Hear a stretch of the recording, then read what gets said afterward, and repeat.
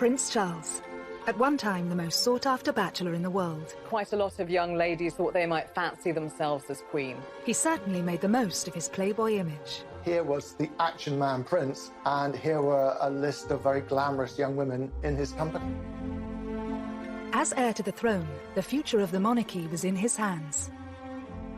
Charles had one task: to find the wife who would become the future Queen of England and who would produce an heir. And his choice of wife paramount. They didn't want any scandal, they didn't want any shame. But his journey has been far from smooth. He was regarded as being a bit of a liability because he was in and out of too many beds. Time was ticking, and the world was watching to see who he'd choose. From a romance with his future sister-in-law. I think Sarah would have been right up there as a possible bride. And a marriage proposal to his second cousin. He knew that she would be a suitable match. It would have been a dynastic marriage that pleased everyone. How hard was it to find the perfect bride? How would the monarchy look today if he had chosen differently? And what was it about these women that made them serious contenders? Heartache, infidelity, and romance. These are the women who could have been queen.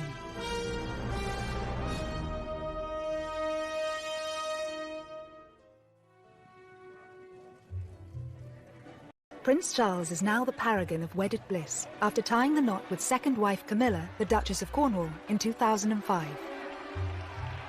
Charles and Camilla's relationship today is serious, committed, stable, and a loving partnership.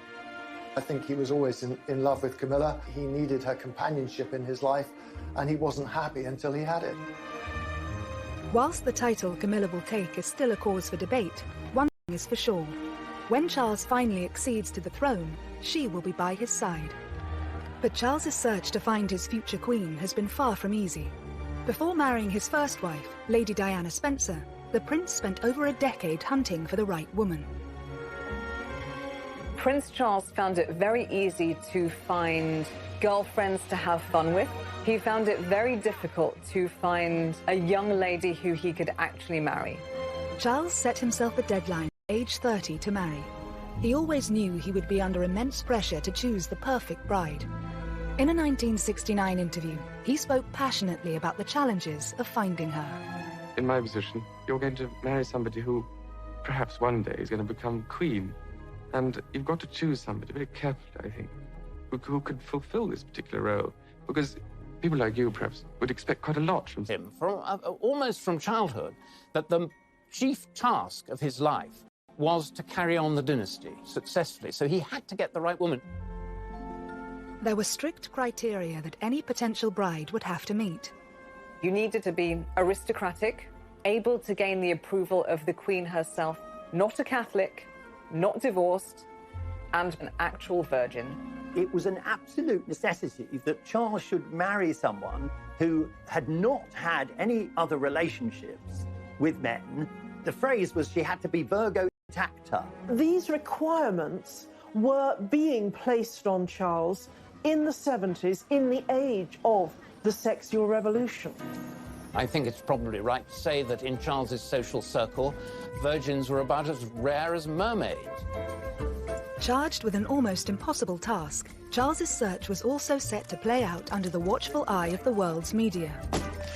All he needed to do was walk across a polo lawn with a woman, and suddenly she was named in the press as his current girlfriend, future wife, future queen. Whilst dozens of women hit the headlines, who were the most notable to win Charles's affections, and which of them were closest to becoming queen consort? Rumoured first love Lucia Santa Cruz was introduced to the shy 20-year-old prince at Cambridge University by former politician and the master of Trinity College, R.A. Butler. Lucia was working for Rab Butler, helping him with his memoirs and his research. She was the daughter of the Chilean ambassador.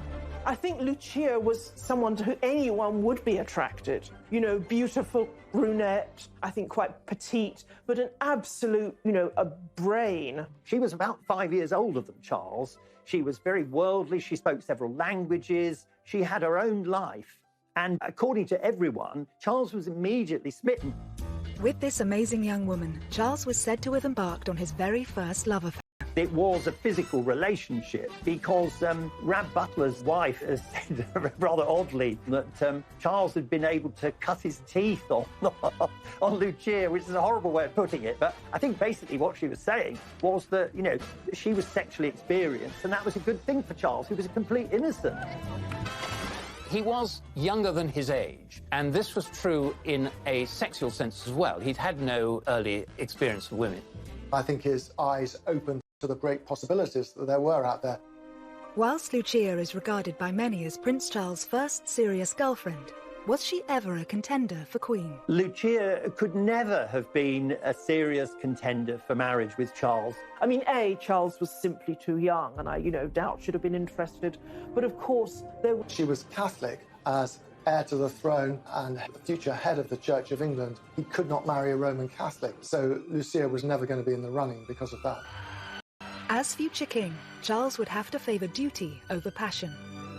It's said that Lucia still remains good friends with Charles to this day, and it's widely reported that she even played matchmaker for his next serious relationship with Camilla Shand, one that would ultimately change the course of his life. she was living in the same block of flats as Camilla and said to Charles, you have to meet this girl. She's, almost the perfect person for you. Camilla was everything that Lucia was, and more, because she was English, she knew the royal family, she moved in the same circles, and she had the same strength, the same motherly qualities that Lucia had, but she had them, to an even greater extent.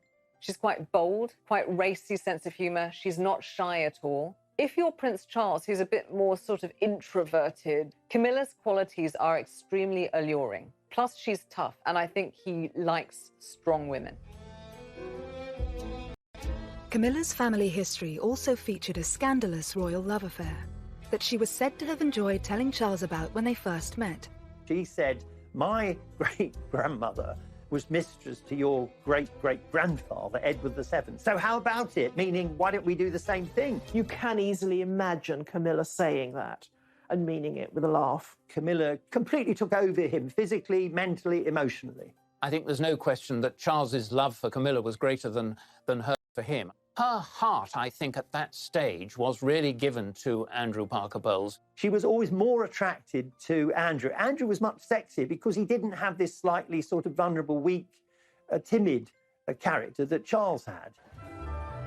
But in the summer of 1972, whilst Andrew Parker Bowles was away for 6 months of army service, Charles and Camilla enjoyed a romance.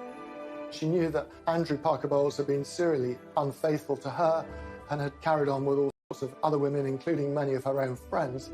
And this was a bit of payback on Camilla's part. And boy, what a person to pay back your erring boyfriend with, and the heir to the throne. Despite his depth of feeling, Charles didn't propose to Camilla at this time. But would she have been a suitable contender for future Queen Consort had he followed his heart? Never mind the questions of Charles's age and Camilla's affection for Andrew Parker Bowles. There was one other huge problem. Camilla, who'd been around on the dating scene for several years, might just have been a little too racy for royal taste at that time. Camilla's great as a family. In late 1972, Charles and Camilla's short-lived relationship was placed on hold when the prince's naval obligations led to a tour of duty in the Caribbean. But Charles was to be left heartbroken by Camilla's next move. A week before Andrew and Camilla married, Charles begged her to call it off. Whilst on a tour of duty in the Caribbean, Prince Charles learnt that Camilla Shand and Andrew Parker Bowles were engaged to be married. Charles was devastated, desperately upset.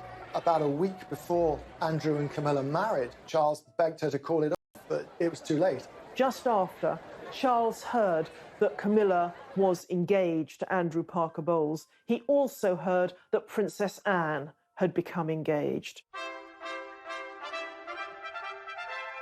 After losing Camilla and then seeing his much-loved younger sister Anne marrying Captain Mark Phillips, I think he did begin to put pressure on himself to try and find a suitable bride. Charles didn't have to wait long. A week after Anne's wedding, he attended a shooting holiday in Spain, hosted by family friend Arthur Wellesley, the 8th Duke of Wellington. Here sparks flew for Charles, with a true blue blood. Lady Jane Wellesley was the daughter of the Duke of Wellington, one of our most distinguished and noblest families. She was a very attractive, spirited young woman. She was a journalist, so she was somebody who was independent-minded, wanted to be a career woman, making her own way in the world. No, I'm buying my own lunch. Are you? She and Charles seemed very well matched. I think he did think about her as a serious prospect at that time. Many people thought that she was a huge contender to be the future queen.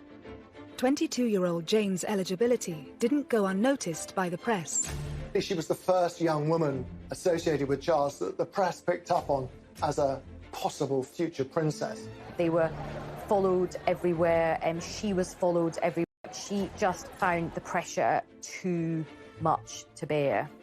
There was a huge amount of press and media speculation, which actually led her to finally snap, understandably, and say, on the record, do you honestly believe that I want to be queen? This was a problem with many of the aristocratic women that Charles dated. They didn't yearn to be the wife of the heir to the throne because they were already titled. She was already Lady Jane. Why would she choose that when, you know, the downside was that for the rest of her life, the press would follow her everywhere. They'd criticise anything she happened to say inadvertently. It would be a nightmare, and she knew that. As an eligible bachelor, actually his role as prince was off-putting for lots of women. Had the press not helped to scupper this perfect match, how much different would the monarchy have looked today? I think Jane Wellesley would have been a very good queen, as it happens. I think she was sensible, she was intelligent, she was modest. She would have brought to the whole business of being queen much more than Diana did. She was a ticking bomb from the very word go. It was now 1974, and Charles' great-uncle, Lord Mountbatten, had a piece of advice for the 25-year-old prince. Mountbatten was urging Charles specifically that a young man should sow as many wild oats as possible before marriage, but that he should then marry a sweet, innocent girl so she can remain on a pedestal. It certainly looks like he did take that advice. Charles was incredibly close to Mountbatten, and he became one of the biggest influences on the prince's love life.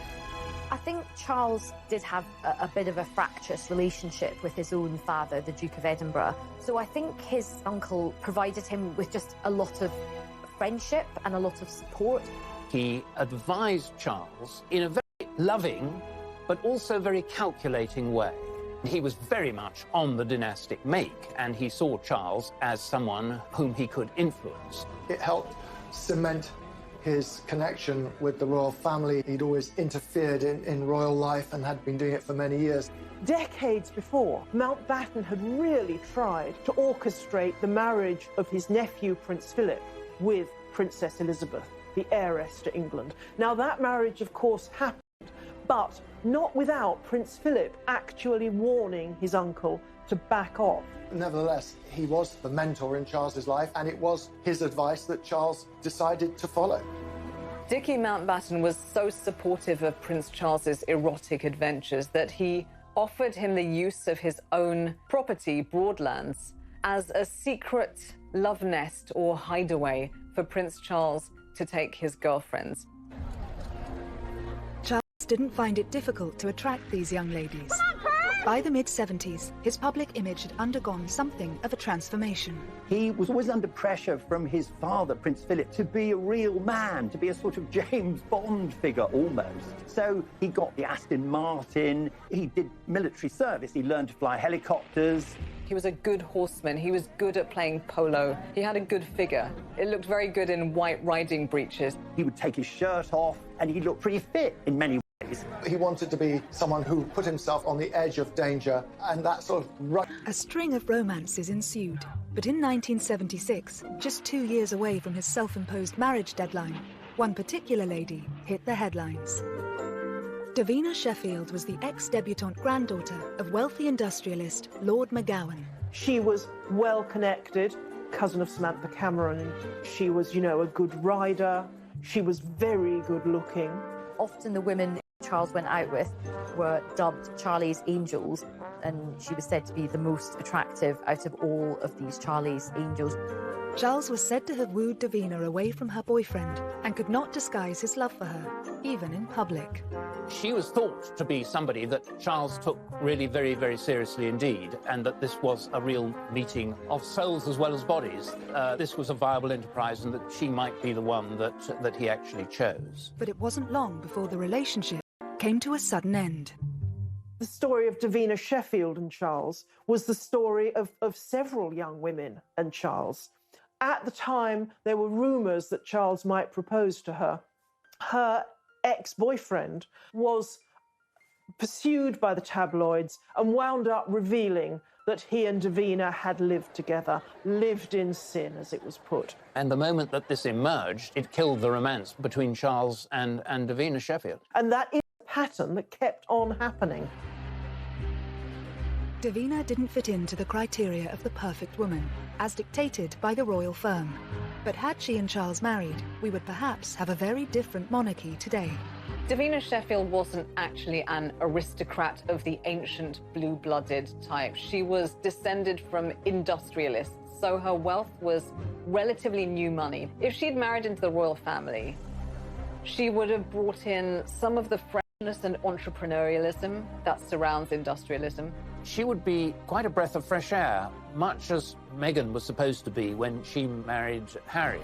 There's scope in the monarchy for blowing away some of the cobwebs. As his 29th birthday approached, Charles felt an increasing sense of urgency to get married, and his next significant relationship saw a return to a woman of breeding. Like Lady Jane before her, Lady Sarah Spencer hailed from elite aristocracy. The 22-year-old daughter of the 8th Earl Spencer, she was also Diana's older sister. Lady Sarah Spencer came from exactly the correct lineage to marry Prince Charles. Sarah, from an early age, had been brought up on the edge of the Sandringham estate. Even her grandmothers were ladies-in-waiting to the Queen Mother. And of course, the Spencers had been intertwined with the royal family forever. She and Charles met at one of the Queen's. Was rather taken with Sarah, with her reddish hair and her outgoing sense of humour, and they began dating. After Sarah earned an invitation to Balmoral at the end of the summer, she reciprocated by asking the 28-year-old prince to a shooting weekend at Althorpe, the Spencer estate in Northamptonshire. On arrival at the house, Charles clapped eyes on Diana for the first time, who was then just 16 years old, tall and rather gangling. Diana at the time was probably too young to, really impinge very seriously on his notice. But he made a huge impression on her. Diana thought how wonderful, how dashing, how handsome he seemed in the flesh. She'd been rather taken by him as a teenager. It's said that she had a picture of him on her school dormitory wall. I think she was rather struck by that first encounter. But for now, Diana was nothing more than his girlfriend's younger sister. And it was Sarah who joined Charles on a skiing trip to Closters in the February of 1978. To go on holiday with the Prince of Wales was quite a big step, and it did suggest that this romance possibly had legs. But on their return, Sarah made a huge mistake. In Closters, she became close to some British journalists. Back in England, at lunch with them, she had a far too frank conversation. She was being needled and quizzed about her romantic expectations and her past, and she blurted out that she'd had thousands of boyfriends and that when it came to marriage, she wouldn't marry someone she didn't love, were he the dustman or the King of England. She then realised what she'd done and phoned Charles to confess. He said, "You've done a very stupid thing." And that was that. She was basically not just telling him that she didn't love him, she was sort of telling the whole world that she didn't love him, even though he was the future King of England. So I think that was quite embarrassing for him. As far as Charles was concerned, for his girlfriends to talk to the press was just about the worst thing that they could possibly do. Lady Sarah would eventually watch her younger sister marry Charles. But how would she have fared in Diana's place? I think she'd have been a much better match for Charles, because Charles needed someone who's a bit stronger than Diana, and Sarah was that person. I like her honesty and her I wish that some of that boldness had transferred to Diana. Instead, Lady Sarah was happy to take the credit for Charles and Diana's union, calling herself Cupid. But it would be another 3 years before their relationship would begin, dating a string of eligible young women. He's beautiful. Years earlier, he told the press he wanted to be happily married by the time he was 30. But as his big 3-0 approached, the pressure was on. Prince Charles's job was to get married and make babies. By the age of 30, he still hadn't done that. As Charles approaches his 30th birthday, there is this sense of panic setting in. He does throw himself into quite a few relationships, and he doesn't just throw himself into these relationships, he actually proposes to these different women. Over the next 2 years, Charles proposed to not 1, but 3 young women. His next love interest, Amanda Knatchbull, seemed to tick all the boxes, and more importantly, had the approval of Charles's romantic mentor, his great-uncle, Lord Mountbatten. But that was hardly surprising. Amanda Knatchbull was the granddaughter of Earl Mountbatten, and she was someone who he had known since she had been a child, of course. She's also Prince Charles's second cousin. So with Lady Knatchbull, he really kept it in the family. Charles was 9 years older than Amanda. Was it pressure from Mountbatten that had once prompted the prince to speak to 16-year-old Amanda's mother about her being a future royal bride? Charles considered it from a very early age, but I think that Mountbatten had sown the seeds. I think Charles, the future king, was, as far as Mountbatten was concerned, he was a pawn. He was a pawn in the dynastic game, and he was a pawn that he hoped would go down the board and become a king, and that king would have, as his queen, Amanda. I find that the most interesting of the relationships, not because it was emotionally intense on either of their part, it wasn't, but because Charles seemed so ready, so willing to consider a very young teenager as a possible bride, just, because everyone told him he should do. Amanda Knatchbull's mother, Lady Brabourne, was very wary. I think she sensed that Charles was casting around for someone who was suitable rather than someone who he was in love with. She told Charles to wait and see if a relationship developed. Over the next 5 years, Charles and Amanda did become close friends. But how suitable would she have been as a royal bride? Amanda Knatchbull was descended from Queen Victoria. She was supremely aristocratic. She was virtually part of the family already. She knew the ropes. So from many points of view, she was absolutely ideal. I think he was very fond of her, and obviously they had a mutual closeness to Lord Mountbatten. He knew that they didn't fall in love at first sight. They weren't having sexy romps. This would be an old-school merger, not a love marriage. In 1979, Charles did propose to 21-year-old Amanda. But despite pressure from Lord Mountbatten, it appears Amanda wasn't interested in becoming a royal bride. He did propose, and she was quite firm, and she didn't say, "Oh, thank you, how wonderful, I need time to think about it." She actually turned him down on the spot, but she did it with great elegance, and it left no bad feelings. Amanda Knatchbull turned Charles down because I think she just couldn't bear the thought of the exposure to the pressures of monarchy. She doesn't see herself as a future queen. As far as Charles was concerned, he was disappointed, but perhaps not that disappointed, because I don't think that the chemistry was really ever there as far as he was concerned. He was being a dutiful nephew as opposed to an ardent lover. Despite her aristocratic pedigree, Amanda went on to have a successful career as a social worker and advocate for affordable housing. But had she accepted Charles's proposal, how different would the monarchy look?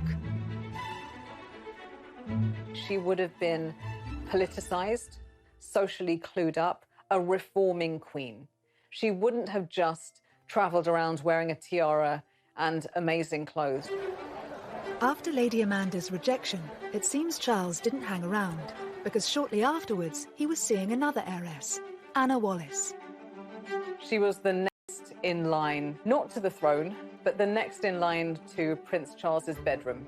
Interestingly, if you look at pictures, she looks as someone once put it, like a more dangerous version of Lady Di. Well, it appears to be a full-on passionate romance. I would say they had a very hands-on relationship.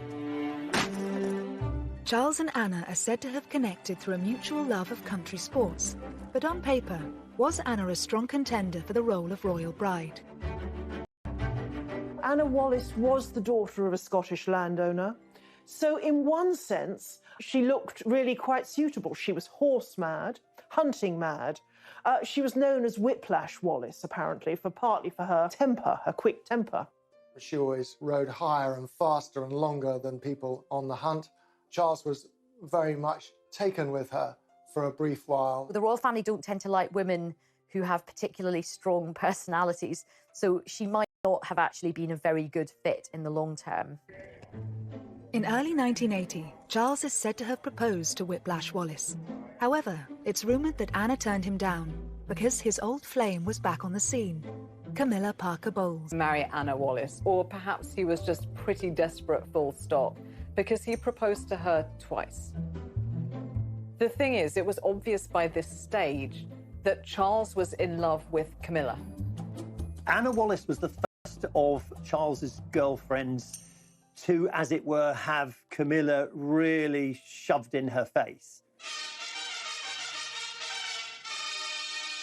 The Royal Opera House, Covent Garden, tonight. The formal climax of the Queen Mother's birthday with applause from 20 members of the royal family, dozens of peers... But it was at the Queen Mother's 80th birthday party, where both women had been invited, that the relationship turned... He was like a wallflower. He just ignored her the whole evening. And who did he ignore her for? He ignored her for Camilla. Charles and Camilla seem to have reignited their relationship at red heat, basically, and they weren't that discreet about it. Anna was furious, and she said to Charles, "How dare you? I've never been so badly treated in my life.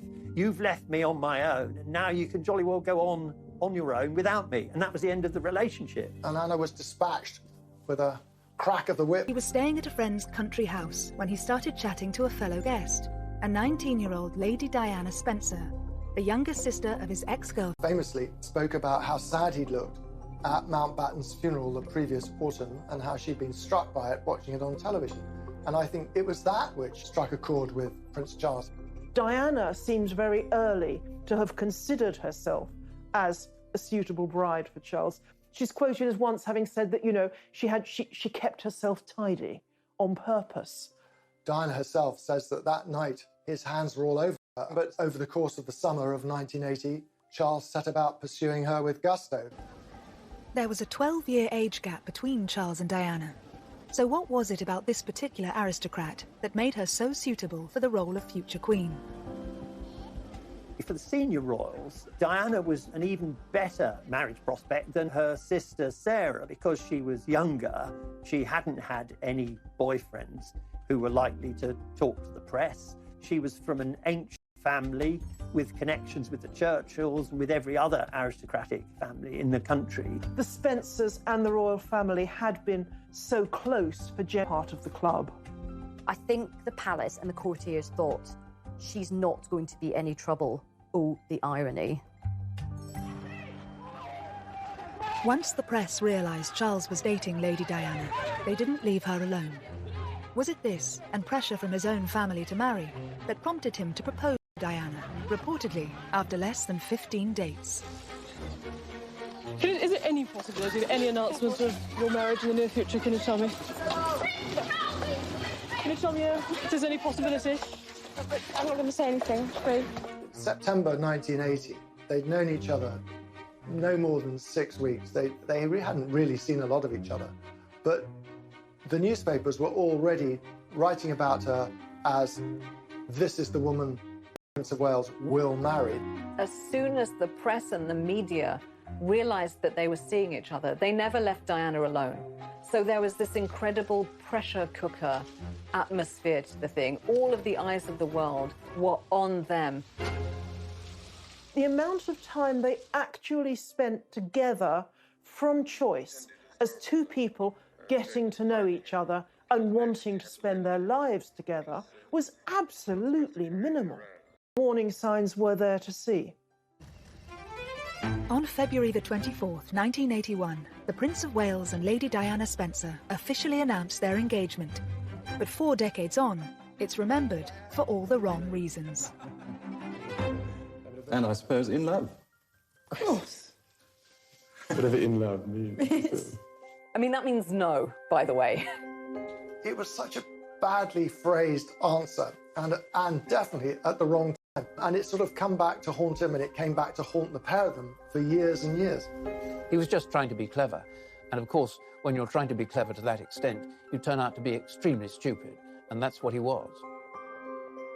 But if Charles was in love with anyone, was it with Camilla Parker Bowles?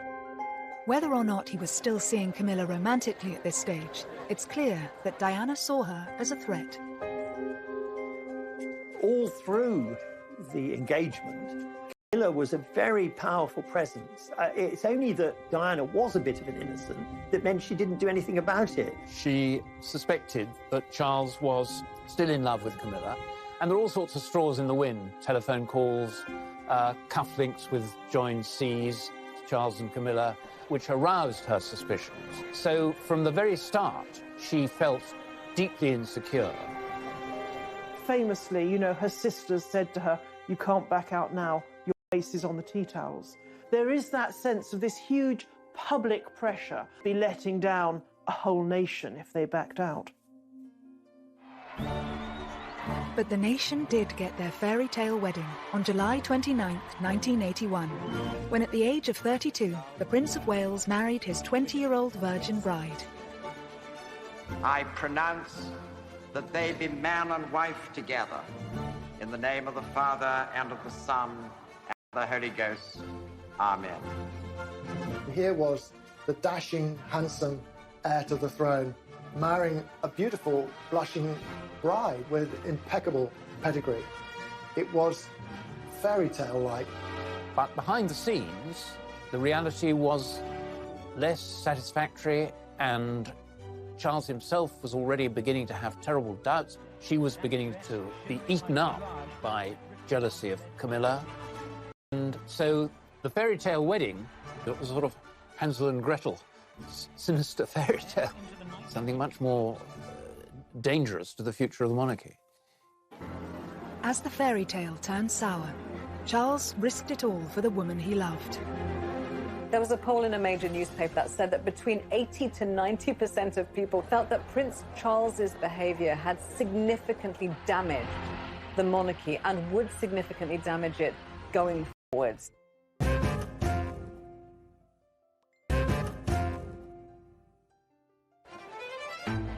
At the start of the 1980s, as far as the world was concerned, Prince Charles had got his fairy tale princess, his happy ever after. How are you enjoying married life? Highly recommend. And when William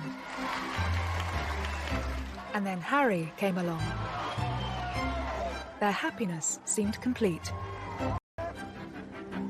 However, shortly after Harry's birth, Charles and Diana's marriage began to crumble. At this stage, had an old friend already been lined up to pick up the pieces? He reached out to Camilla again as a source of comfort, and Camilla stepped in as a friend initially, for sure, to start with, to bolster his confidence. But at some stage, you know, they became intimate again. Charles probably thought at that stage, well, lots of kings have had mistresses, I shall have a mistress, and that's what Camilla will be, and that will be very happy, and Di will have to take it. But of course she wouldn't take it. Over the next few years, as Charles and Diana grew more distant, he and Camilla became closer. But it wasn't until 1992 that the royal couple announced their separation, with more and more damaging details about their personal lives hitting the headlines, including the infamous Camilla Gate tape. It was a full transcript of an alleged conversation between the Prince of Wales and Camilla Parker Bowles. As the reputation of the monarchy took a battering, it was clear most of the country was Team Di, and Charles and his mistress were vilified. The public were absolutely furious as the marriage of Charles and Diana broke down, and they began to wash their dirty linen in public because people felt, and quite understandably, that Charles was in the wrong. There was a poll in a major newspaper at the time that said that between 80 to 90% of people who'd been consulted felt that Prince Charles's behaviour had significantly damaged the monarchy and would significantly damage it going forwards. But it was clear that Charles was not prepared to give up Camilla. However, in 1997, a tragedy struck that shocked the world and shook the foundations of the monarchy. We have reports in Paris that Diana, Princess of Wales, has been killed in a car accident. Following the fallout from Diana's death, would it now prove impossible for Camilla ever to take her place by Charles's side? At one stage, after Diana died, Camilla didn't leave her house because she was so unpopular. She thought she'd be hissed and stoned and booed. They kept their heads down, but they kept faith with each other. Their relationship continued, and I think quite a lot of people eventually just thought, you know what, they clearly love each other. They're soulmates. There was a concerted effort, a very, very strong PR effort to rehabilitate Camilla. And I think the change occurred, it occurred over the years. In 1999, 2 years after Diana's death, Charles and Camilla made their first public appearance together. They're telling the world we're a couple, and you'd better accept it. Despite going public as a couple, why did Charles wait another 6 years before marrying the woman he'd loved for more than 3 decades? He was basically marrying his dead wife's nemesis, so I can understand why he was probably cautious about it, but I think they handled it very skillfully and very sensitively, and so when they were ready to get married, the public were not just okay about it, the public actually were very warm towards the couple. What changed, of course, was his parents' intervention. They had been none too keen on Camilla for a long time, but there was a pressing argument that the Prince of Wales should have a wife because Charles could come to the throne with a mistress but no wife, and it would be quite difficult for him. Ceremony. As head of the Church of England, the Queen did not attend. But she and hundreds of other guests were at the blessing afterwards, held at St George's Chapel, Windsor. What was nice about it was the contrast between Prince Charles at his first wedding, which was something out of a sort of Disney movie with his Disney princess. This was so different. They looked really happy. They just looked like they belonged together. He'd finally got a ring on her finger and she was finally his wife. And it did feel like the whole country had come to the end of this most epic of romantic journeys. As far as Charles is concerned, Camilla is his perfect partner. But on paper, the divorcee Duchess is far from the perfect royal bride. So what will she bring to the monarchy? It's interesting because the question of a Queen Camilla would once have seemed utterly outrageous. But behind the scenes, it is said that Charles, understandably, wants his wife to be queen. It is perfectly apparent that Charles is at once happier and more stable, more forthcoming with her by his side. Camilla now, I think, is probably as close as you can get to being the perfect consort and perfect royal wife, because she will never complain. She's very measured. Prince Charles' love life has certainly been colourful. He searched far and wide for the ideal bride. But had he followed his heart sooner, rather than his head, would his romantic journey have been completely different? The woman that Charles ultimately married and found true, lasting, mature happiness and friendship with is exactly the type of person who, 3 decades earlier, he would have rejected immediately as queen. Charlie's angels, as they were called, I think they've been very important in making him realise that actually hunting for the perfect person is not a good idea, because if you're actually out there desperately looking, you make mistakes, you try too hard. And so I think he's learned that the grass is not always greener, and he was always better off with the first woman he loved anyway. Is for sure. When Charles finally accedes to the throne, she will be by his side. But Charles's search to find his future queen has been far from easy. Before marrying his first wife, Lady Diana Spencer, the prince spent over a decade hunting for the right woman. Prince Charles found it very easy to find girlfriends to have fun with. He found it very difficult to find a young lady who he could actually marry. Charles set himself a deadline, age 30, to marry. He always knew he would be under immense pressure to choose the perfect bride. In a 1969 interview, he spoke passionately about the challenges of finding her. In my position, you're going to marry somebody who perhaps one day is going to become queen. And you've got to choose somebody very carefully, I think, who could fulfill this particular role. Because people like you, perhaps, would expect quite a lot from him, almost from childhood, that the chief task of his life